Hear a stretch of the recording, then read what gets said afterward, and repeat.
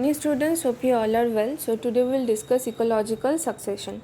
That is actually defined the sequence of means the formation of different communities over a certain period of time in a particular area. Suppose one vacant land is there, and after that there is a course of development of certain organisms and like plants, small plants, shrubs, trees, and some organism or insect will come and some other species will come. That is actually the ecological succession. So we can divide it into two types, primary and secondary succession. So in primary succession, it is a kind of succession where there is no such organism or no such thing is present, means no life form is existed, like a barren land or a new emerged island. So soil is absent there, and also no as such no organic matter is present there. So the first species which emerge in that particular land, that is called the pioneer species, and over a period of time that will make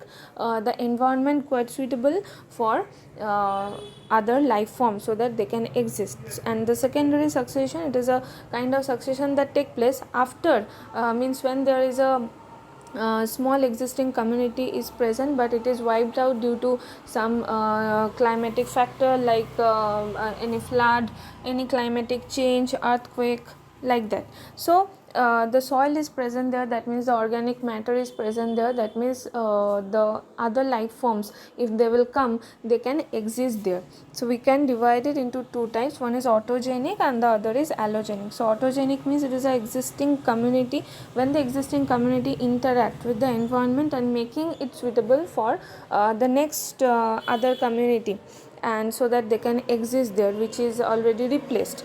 And